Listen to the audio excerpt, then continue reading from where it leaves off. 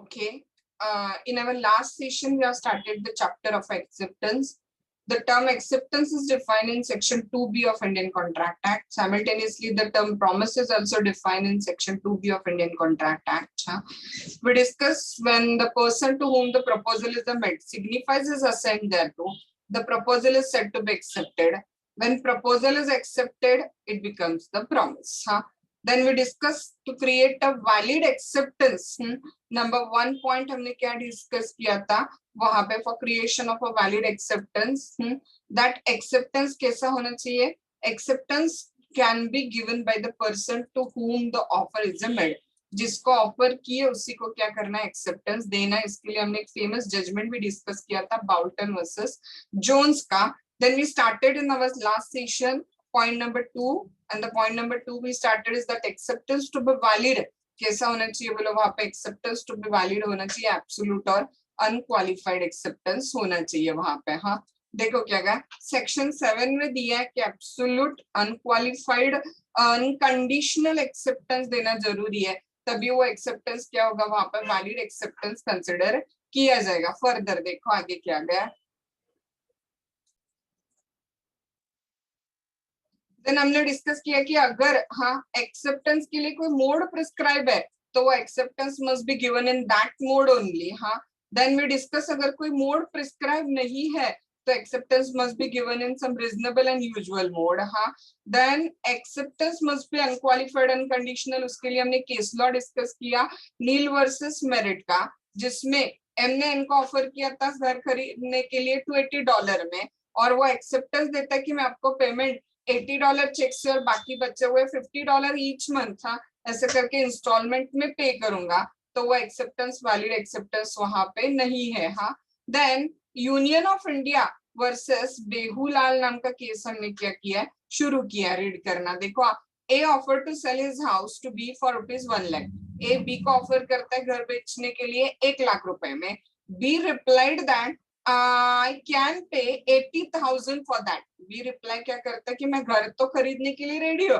But पे कितना करूंगा 80,000 the offer of the A is rejected by B A की ऑफर बी ने क्या कर दी यहाँ पे रिजेक्ट कर दी हाँ as an acceptance is not unqualified okay now B however changes the mind and prepared to pay ₹1 lakh अब बी का मन चेंज होता है और बोलता है कि ठीक है 80,000 में आप नहीं दे रहे हो तो मैं 1 लाख रुपए में लेने के लिए रेडी हूँ वहां पे हाँ नाउ क्वेश्चन मार्क क्या राइज होता है देखो कि क्या ए अब बाउंड है 1 लाख रुपए में घर बेचने के लिए तो आंसर आ जाता है ये स्पेसिफिकली याद रखो प्रैक्टिकल प्रॉब्लम क्वेश्चन के लिए क्योंकि स्टूडेंट्स को ऐसे लगता है कि ठीक है ना अब वो 1 लाख रुपए में लेने के लिए तैयार है तो ए बेचने के लिए बाउंड होगा बट नो याद रखो जैसे ही बी बोलता है कि 80,000 में बेचोगे क्या वहां पे बी ने एक ऑफर क्या कर दिया बोलो वहां पे ब्रीच कर दिया हाँ counter offer amounts to reject of original offer तो अब ए बाउंड नहीं है 1 लाख रुपए में घर बेचने के लिए हाँ उसको लगता है तो वो दे देगा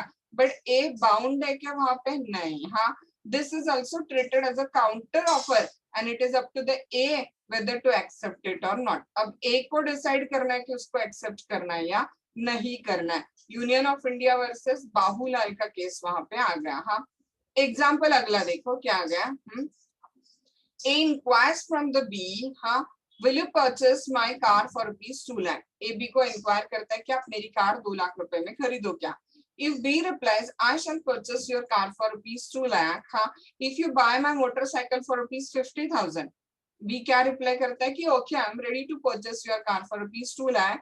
अगर आप मेरी मोटरसाइकिल 50,000 में खरीदते हो तो मतलब ध्यान में आ रहा है काउंटर ऑफर क्रिएट किए ना उसने वहां पे कंडीशनल एक्सेप्टेंस दिया है Here B cannot be considered to have accepted the proposal. तो क्या ये proposal validly accept हो गया?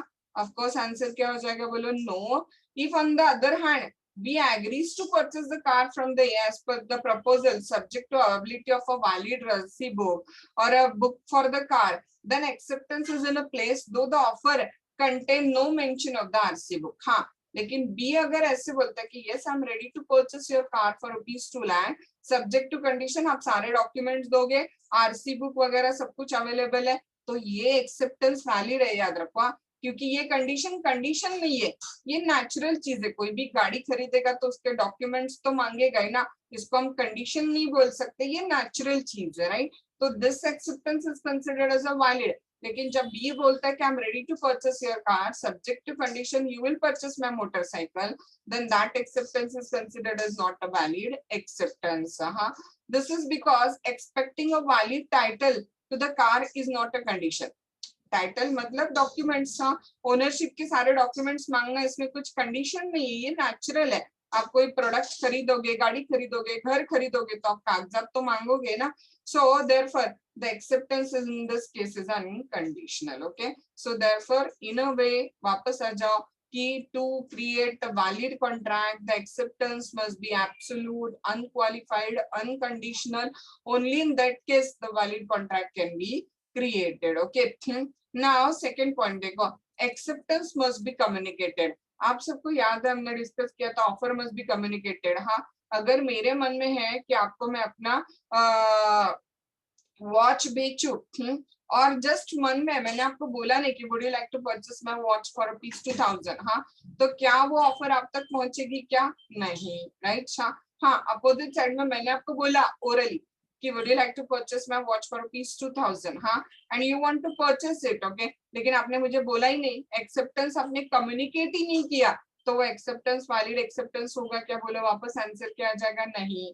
हाँ, वापस और एक फर्दर देखो, आपने किसी आपके फ्रेंड ने बड़ा अमित को बोला कि yes Amit I would like to purchase the ma'am's watch for ₹2000, तो भी वो वैलिड एक्सेप्टेंस होगा क्या? नहीं। हाँ, acceptance must be communicated to the proposer. हाँ, जिसने ऑफर की है उसी को आपको एक्सेप्टेंस कम्युनिकेट करना पड़ेगा, तभी वैलिड कॉन्ट्रैक्ट क्रिएट होगा। हाँ, जैसे ऑफर का कम्युनिकेट होना जरूरी है वैसे एक्सेप्टेंस का भी कम्युनिकेशन होना जरूरी है। लेट्स सी देखो, to conclude a contract between the parties the acceptance must be communicated some in a prescribed form. हाँ, any conditional acceptance or acceptance in a varied or deviant मतलब अलग, condition is not acceptance. आपने acceptance offer में कोई भी deviation मतलब change करके acceptance दिया तो वो एक्सेप्टेंस वैलिड एक्सेप्टेंस नहीं है, ऊपर ऑलरेडी बता चुकी हूँ।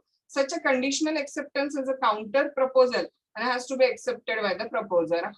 If the original proposal has materialized into contract, further when a proposal is accepted, the offeree must have the knowledge of the offer made to him. याद रखो, acceptance without knowledge of the offer is not valid acceptance. याद है case law सबको, Gauri Dutt versus वो जो हमने देखा था केस गौरी दत्त का, जिसमें वो मालिक सर्वेंट को अपने मिसिंग नेफ्यू को ढूंढने के लिए भेज देता है और सर्वेंट को पता ही नहीं है कि उसके मालिक ने ऑफर की है कि मिसिंग नेफ्यू को जो भी ढूंढ के लाएगा उसको रिवॉर्ड दे जाएगा। अब सर्वेंट वो नेफ्यू को लेके आता है, हाँ, और रिवॉर्ड मांगता है, लेकिन मालिक रिवॉर्ड देने से मना कर देता है। तो क्या सर्वेंट रिवॉर्ड लेने के लिए एंटाइटल्ड है? आंसर था हमारा नहीं, क्योंकि सर्वेंट को ऑफर के बारे में पता ही नहीं था। Okay, so without knowledge of the offer अगर एक्सेप्टेंस दिया जाता है तो वो एक्सेप्टेंस भी वैलिड एक्सेप्टेंस वहां पे नहीं है। हाँ, further when a proposal is accepted the offeree must have the knowledge of the offer made to him. If he does not have the knowledge, there can be no acceptance. Acceptance must relate specifically to the offer made. Then only it can be materialized into the contract. So above point make it clear. क्या clear करते कि acceptance communicate होना जरूरी है। हाँ, acceptance without knowledge of the offer valid नहीं है, acceptance prescribe form में होना चाहिए। हाँ, देन एक्सेप्टेंस स्पेसिफिकली ऑफर से रिलेट करना चाहिए, तभी वो कॉन्ट्रैक्ट में कन्वर्ट हो सकता है। हाँ, उसके लिए हम लोग केस लॉ डिस्कस करते हैं।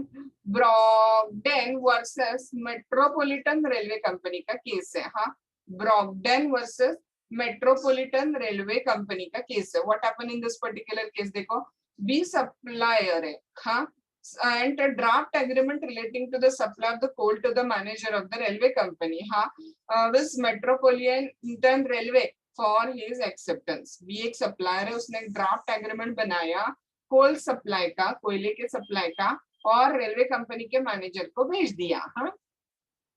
Manager road the word approved on the same, manager ने एग्रीमेंट पे अप्रूव्ड करके लिख दिया। और इंटरेस्टिंग बात देखो, and put the draft agreement into the drawer of the table intending to send it to the company's solicitor for a formal contract to be drawn up. देखो interesting बात है, उसने अप्रूव्ड तो लिख दिया उस पर्टिकुलर ड्राफ्ट पे, लेकिन ड्राफ्ट कहाँ पे रख दिया, एग्रीमेंट का उसने ड्रॉवर के अंदर रख दिया। हाँ, ये सोच के कि वो अपने कंपनी के सॉलिसिटर को फाइनल कॉन्ट्रैक्ट ड्रॉप करने के लिए भेज देगा। हाँ, लेकिन ना भूल के वो वैसे ही ड्रॉवर में पड़ा रहा। इसका मतलब उसने एक्सेप्टेंस तो दे दिया अप्रूव्ड करके, बट वो एक्सेप्टेंस पहुंचा क्या सप्लायर तक, कम्युनिकेट हुआ क्या सप्लायर तक? देखो, by an oversight the draft remain हाँ in the drawer, by oversight गलती से वो ड्राफ्ट वहीं पे रहा, held that there is no contract as the manager had not communicated his acceptance to the supplier। हाँ, यहाँ पे कोई भी कॉन्ट्रैक्ट नहीं क्रिएट हो गया। क्यों क्रिएट नहीं होगा बोलो? क्योंकि मैनेजर ने अपना एक्सेप्टेंस क्या नहीं किया था, वहां पे कम्युनिकेट ही नहीं किया था सप्लायर को। हाँ, where an offer is made by an intended offeree without the knowledge of the offer हाँ has been made to him cannot be deemed as the acceptance। हाँ, हमारा रिपीट केस जो हमने वो गौरी प्रसाद का भी देखा था, सेम फैक्ट कौन से केस के, भगवान दास वर्सेस गिरिधर लाल के भी है। इसमें भी वही सिचुएशन है कि आपको अगर ऑफर ही पता नहीं है और आप एक्सेप्टेंस देते हो तो वो एक्सेप्टेंस वैलिड एक्सेप्टेंस कंसिडर नहीं किया जाता। हाँ, देन देखो अब एक वापस इंटरेस्टिंग मुद्दा आ गया। हाँ, मैंने आपको पूछा क्या आप प्रपोजल कर रहे हो और आपने बोला हाँ ऑफर कर रहे हैं, तो क्या इसको हम काउंटर ऑफर बोलेंगे? क्या इसको हम variation in the original offer बोलेंगे? नहीं। हाँ, क्योंकि आपने बस लैंग्वेज बदली है, राइट? आपने जो कॉन्ट्रैक्ट का मेन पार्ट था वो वैसे ही रखा है ना, तो मियर चेंज ऑफ लैंग्वेज हाँ without making change into the substance of the contract हाँ did not make any impact on the effectiveness of the acceptance. हाँ, आपने बस कॉन्ट्रैक्ट के लैंग्वेज में कुछ चेंज किया बट कंटेंट वैसा ही रखा है, तो इसको हम वेरिएशन इन द कॉन्ट्रैक्ट या variation in the acceptance consider नहीं करते। हाँ, जैसे ना हाँ, मैंने आपको पूछा कि आप लाइट लगा रहे हो क्या, तो मैंने बोला कि इलेक्ट्रिसिटी सप्लाई कर रहे हैं, तो light and electricity stands for the one and same thing ना, तो वहां पे हम लोग अगर इलेक्ट्रिसिटी यूज करें वर्ड हाँ तो उससे कुछ फर्क पड़ेगा क्या? वहां पे नहीं। जैसे कि मैं आपसे कुछ मकान किराए से ले रही हूँ और हम लोग लीज डीड कर रहे हैं, तो मैंने बोला कि इलेक्ट्रिसिटी आपको सप्लाई करनी पड़ेगी और आप बोल रहे हैं कि लाइट में सप्लाई करूंगी। हाँ,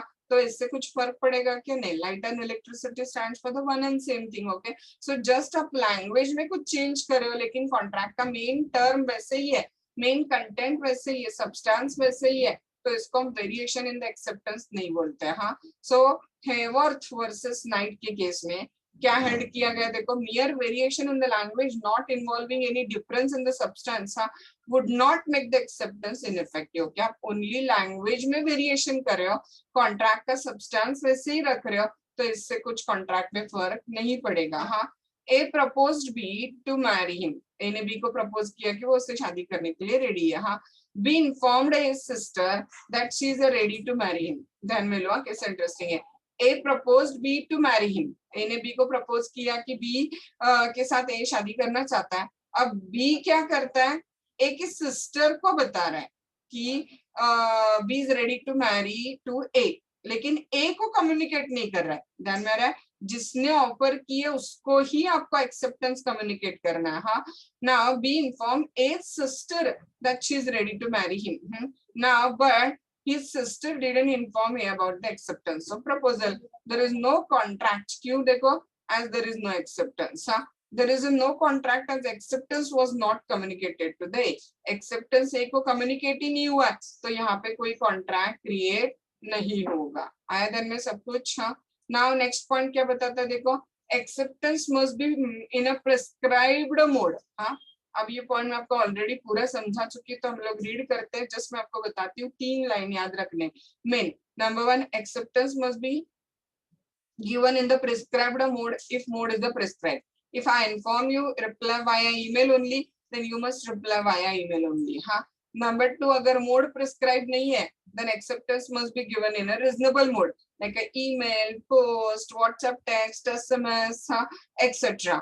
नंबर 3, अगर एक्सेप्टेंस प्रिस्क्राइब्ड मोड में नहीं आया है तो ऑफरर को एक्सेप्टर को इन्फॉर्म करना पड़ेगा कि आपका एक्सेप्टेंस प्रिस्क्राइब्ड मोड में नहीं आया है। हाँ, अगर वो इन्फॉर्म नहीं करता है वहां पे तो ऐसे कंसिडर किया जाएगा कि जिस भी मोड में एक्सेप्टेंस आया है वो प्रपोजर को मंजूर है और कॉन्ट्रैक्चुअल रिलेशनशिप क्रिएट होगा। 3 चीजें। हाँ, सी देखो, when the mode of acceptance is prescribed, हाँ, it must be accepted in that manner.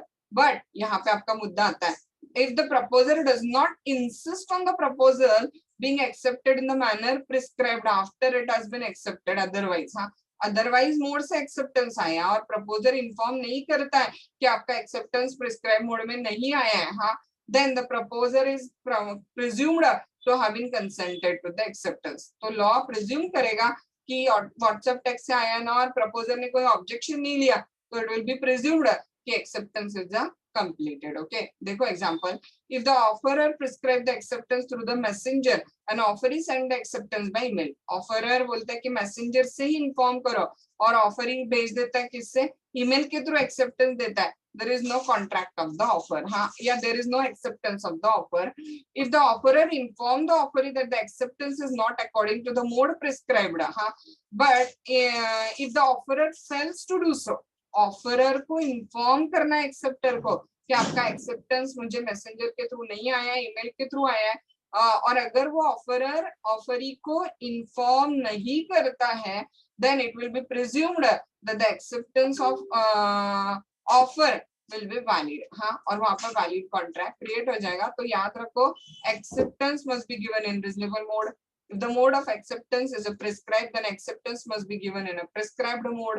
And if the no mode is a prescribed, it should be in the reasonable mode. हाँ, then हमने क्या discuss किया, अगर mode prescribe करके भी acceptance उस mode में नहीं आया है तो प्रपोजर को ऑब्जेक्शन लेना पड़ेगा, ऑफरर को ऑब्जेक्शन लेना पड़ेगा और ऑफरी को इन्फॉर्म करना पड़ेगा कि आपका एक्सेप्टेंस वैलिड एक्सेप्टेंस नहीं है क्योंकि वो मोड प्रिस्क्राइब में नहीं आया है। प्रपोजर ऑफरर कोई ऑब्जेक्शन नहीं लेता है तो इट विल बी प्रिज्यूम्ड कि जैसे भी एक्सेप्टेंस आया है वो उसको मंजूर है वहां पे। हाँ, नाउ नेक्स्ट इंपॉर्टेंट पॉइंट देखो, next important point is a time. Next point factor क्या आ रहा है वहां पे, देखो टाइम। अब यहाँ पे 2 चीजें हैं सेम वापस। एक्सेप्टेंस देने के लिए अगर टाइम लिमिट प्रिस्क्राइब किया गया है तो acceptance must be given within that time only. हाँ, और अगर टाइम लिमिट नहीं दिया है तो acceptance must be given in a reasonable time. What will be the reasonable time? Depend on the case to case, depend on the fact and circumstances of each case. 3 line आपको याद रखने। Number 1, acceptance के लिए अगर time prescribe किया तो सवाल ही नहीं आता, acceptance must be given within that time only. हाँ, नंबर 2, अगर टाइम लिमिट नहीं दिया तो acceptance must be given in a reasonable time. What will be the reasonable time? It is a question of a fact, हाँ, to be decided according to each case to case, decided according to the fact and circumstances of the each case. हाँ, that is 3 point you should keep in a mind about the acceptance. जैसे मैंने आपको बोला, would you like to purchase my house for ₹2 lakh? Inform me up to the 10th of July. Then आपको acceptance compulsory 10th of July के पहले देना है। अगर आप एक्सेप्टेंस 10th of July के पहले नहीं देते हो तो ऑफर अपने आप खत्म हो जाएगी, लैप्स हो जाएगी। हाँ, नंबर 2 देखो, मैंने आपको कोई मुदत नहीं दी, आपको टाइम लिमिट नहीं दिया तो आपको एक्सेप्टेंस रीजनेबल टाइम में देना है। हाँ, now what is the reasonable time? देखो, मैंने आपको पूछा would you like to purchase my tamatar. हाँ, 10 kg tamatar I have an asked would you like to purchase this 10 kg टमाटर, और आप एक्सेप्टेंस 10 दिन बाद देते हो, चलेगा क्या? टमाटर पेरिशेबल चीज है, आपको मुझे एक्सेप्टेंस 2 घंटे में, 4 घंटे में, मैक्सिमम 10-12 घंटे में देना पड़ेगा क्योंकि कल वो बासी हो जाएंगे, खराब होना शुरू हो जाएंगे, राइट। हाँ, तो वो प्रोडक्ट पे डिपेंड करता है कि एक्सेप्टेंस का टाइम लिमिट रीजनेबल क्या होगा। अगर टाइम लिमिट प्रिस्क्राइब नहीं है तो, अगर टाइम लिमिट प्रिस्क्राइब है तो सवाल ही नहीं, उतने लिमिट में आपको एक्सेप्टेंस देना पड़ेगा। अब मैंने पूछा would you like to purchase my house. अब घर खरीदना एक बड़ी चीज है ना, तो इसके लिए शायद आपके पास मैंने टाइम लिमिट अगर नहीं दिया तो आप मुझे 8 दिन में, 15 दिन में बता सकते हो क्योंकि सोचना पड़ेगा वहां पे आपको। तो प्रोडक्ट क्या है जिसको हम सेल करना चाहते हैं उस पर डिपेंड है कि एक्सेप्टेंस का रीजनेबल टाइम क्या होगा। अगर टाइम प्रिस्क्राइब्ड नहीं है तो, अगर टाइम प्रिस्क्राइब्ड है तो सवाल ही नहीं कि acceptance must be given within that time only, that's it. हाँ, सी देखो, acceptance must be given within a specified time limit if any. हाँ, and if no time is specified, acceptance must be given within reasonable time and before offer lapses. Okay, what is a reasonable time is nowhere defined. हाँ, in the law, and thus it should depend upon the fact and circumstances of a particular case. हाँ, reasonable time exactly क्या होगा, ये case to case क्या होगा decide होगा. Okay, now A offered to sell B 50 kg of the banana for 500 rupees. Okay, B communicated the acceptance after 4 days. आपको पता है हाँ, ये acceptance valid होगा क्या, बोलो नहीं, बनाना 4 दिन बचेंगे क्या, perishable product है banana, right? So such is not a valid contract, as the banana being a perishable item could not stay for a period of a week. Huh? So 4 days is not a reasonable time in this particular case. Huh? On the opposite side, देखो, A offered to sell his house to the B for rupees 1 lakh. B accepted the offer and communicated with after the 4 days. घर को खरीदना fine है, 4 दिन में आप सोच के बता सकते हो ना. So held it is a valid contract, as if 4 days can be considered as a reasonable time in case of a house. वही 4 days बनाना के लिए reasonable नहीं है, लेकिन वही 4 days हाउस खरीदने के लिए अगर लिए सोचने के लिए, तो they are considered as a valid and reasonable time period. हाँ, सो वैलिड कॉन्ट्रैक्ट क्रिएट होता है. तो अगर टाइम प्रिस्क्राइब है तो acceptance should be given within that time only. Time prescribe नहीं है तो with in reasonable time the acceptance should be given. आए दिन में सबको टाइम पॉइंट हमने क्या किया यहाँ पर डिस्कस किया. Okay, so in today's session what we have done is that we have discussed 5 points about the acceptance. Acceptance के क्या किया हमने, 5 point आज discuss किए. Number 1, acceptance can be given only by the person to whom offer is made, Bouncing versus Jones. Acceptance must be absolute unqualified चाहिए. Acceptance must be communicated. हाँ, then acceptance must be in the mode prescribed, and acceptance must be given within a time if time is a prescribed, and if time is not prescribed, then acceptance must be given within a reasonable time. 2 further more points are pending, which will finish up tomorrow. Mere silence is not acceptance, huh? And acceptance by conduct or implied acceptance. Actually, both these points are already we discussed. हाँ, आपको याद है offer में एक point था, देखो, offer should not contain a term that non-compliance of which would amount to acceptance. कि आपने रिप्लाई नहीं किया तो आपका रिप्लाई प्रिज्यूम किया जाएगा, तो आपके साइलेंस से आपका एक्सेप्टेंस प्रिज्यूम किया जाएगा. ऐसा एक्सेप्टेंस वैलिड एक्सेप्टेंस नहीं होता है. That is मियर silence is not acceptance. हाँ, एंड आपका वेट मशीन में, वेजिंग मशीन में 1 रुपीज डालना मतलब एक्सेप्टेंस बाय कंडक्ट हो गया, राइट. आपका फिक्स रूट बस के अंदर चढ़ना मतलब एक्सेप्टेंस बाय कंडक्ट या इम्प्लाइड एक्सेप्टेंस हो गया. कॉफी मशीन में आपका रुपीज डालना मतलब एक्सेप्टेंस बाय कंडक्ट या इम्प्लाइड एक्सेप्टेंस हो गया. हाँ, so both these points we have already discussed, so we will finish out this particular 2 points